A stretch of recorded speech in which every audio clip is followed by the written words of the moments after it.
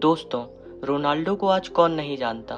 Ronaldo के work ethics की कहानियां तो कई प्लेयर्स, कोच, टीम मेंबर सबसे सुनने को मिलती हैं। एक इंटरव्यू में विराट कोहली ने कहा था कि मेरी ट्रेनिंग और शेड्यूल तो ट्रेनर प्लान करता है, फिर भी मैं क्रिस्टियानो रोनाल्डो से इंस्पिरेशन लेता हूँ।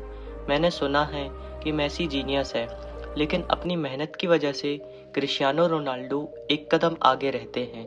2003-4 सीजन के दौरान मैनचेस्टर यूनाइटेड के असिस्टेंट मैनेजर ने क्रिस्टियानो रोनाल्डो को अपने ऑफिस बुलाया और कहा, देखो, यह बहुत अच्छी सीधी बात है, केवल एक अच्छा प्लेयर होना काफ़ी नहीं है, ऊपर वाले ने तुमको टैलेंट और मौका दिया है दुनिया का बेस्ट प्लेयर बनने का। अगर तुम उस दिशा में आगे बढ़ना चाहते हो तो मेरा पूरा सपोर्ट होगा।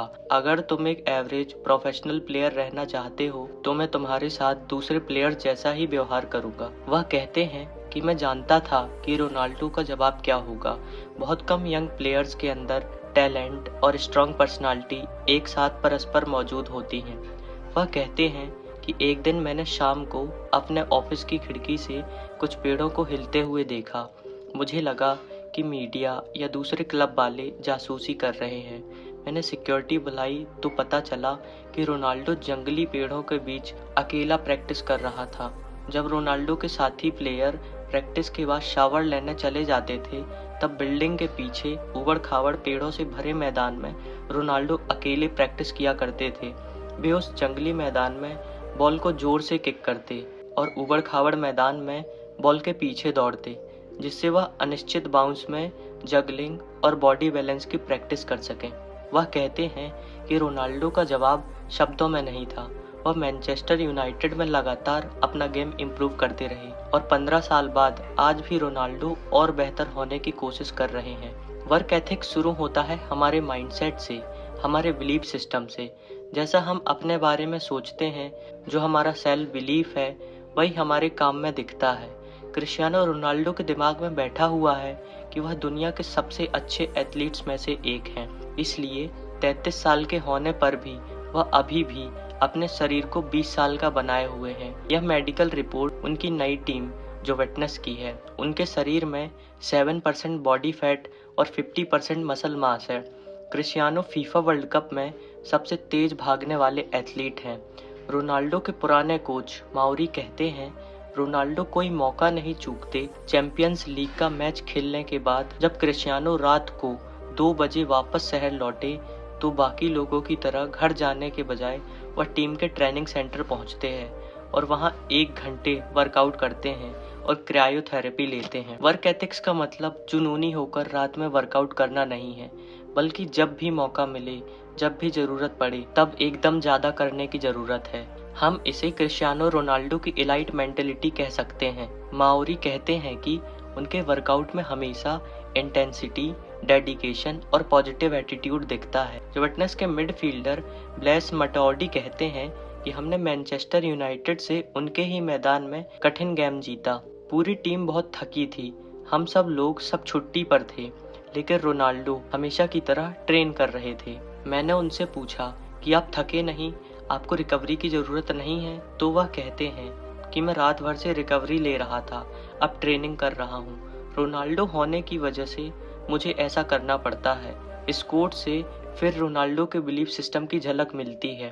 उनके लिए अपने इतने हाई स्टैंडर्ड्स हैं कि उसे मेंटेन करने के लिए उन्हें उस हद तक तैयारी करनी पड़ती है, नहीं तो वह कभी भी अपनी परफॉर्मेंस से संतुष्ट नहीं हो पाएंगे। वर्क एथिक्स बनाने में लंबा समय लगता है। जब रोनाल्डो पुर्तगाल से यूनाइटेड मैनचेस्टर में आए तो क्विंटन फॉर्च्यून टीम के साथ खेल रहे थे।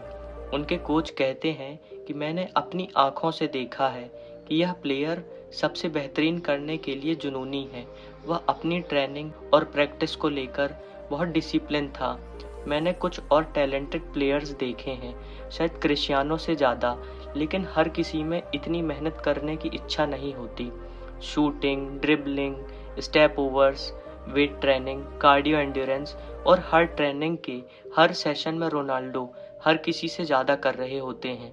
15 साल से वह हर दिन, हर सेशन में ऐसा करते आ रहे हैं। इसलिए मुझे उनकी प्रोग्रेस देखकर आश्चर्य नहीं होता और अभी तो उन्हें और आगे जाना है। उनके अंदर गजब का आत्मविश्वास है। वह उसी यंग एज में स्टार से भरी टीम यूनाइटेड मैनचेस्टर के ड्रेसिंग रूम में भी जाकर सोच सकता था, आई एम द बेस्ट, और 15 सालों से यही सोचकर खेल रहा है। वर्क एथिक्स का मतलब यह नहीं है कि आप पूरे समय काम करते रहो या रात को 2 बजे उठकर वर्कआउट करो या फिर हार्ड वर्क और स्मार्ट वर्क के बीच में डिबेट करते रहो।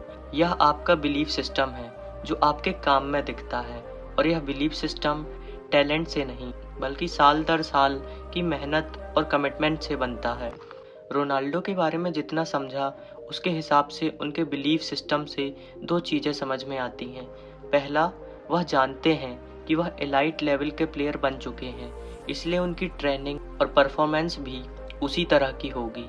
मतलब अगर आप जानते हो, आपका बिलीफ सिस्टम यह है कि आप एक स्पोर्ट्स कार हो, तो आप अपने आप को वैसा ही मेंटेन करोगे, वैसा ही तेल डालोगे और वैसा ही परफॉर्म करोगे।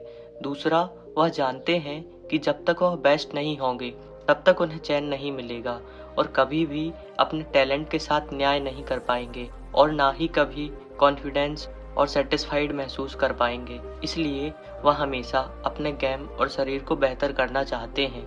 अगर यह दोनों बातें उनके बिलीफ सिस्टम में नहीं होती तो फुटबॉल जैसे कॉम्पिटिटिव और पैसे वाले खेल में, जहां हर साल इतने टैलेंटेड प्लेयर्स आते हैं, केवल क्रिस्टियानो के वर्क एथिक की बात नहीं हो रही होती।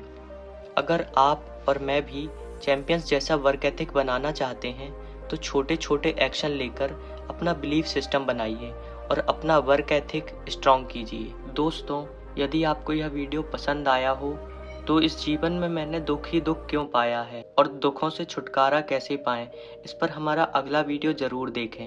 अभी देखें या बाद के लिए सेव कर लें। और याद रखें, आपके समय से कोई वीडियो, कोई ऐप, कोई न्यूज़ कीमती नहीं है। मैं काम के किस्से लाता रहूँगा। प्रेरणा है, जुनून है और विश्वास है, इसलिए संभव है। धन्यवाद दोस्तों।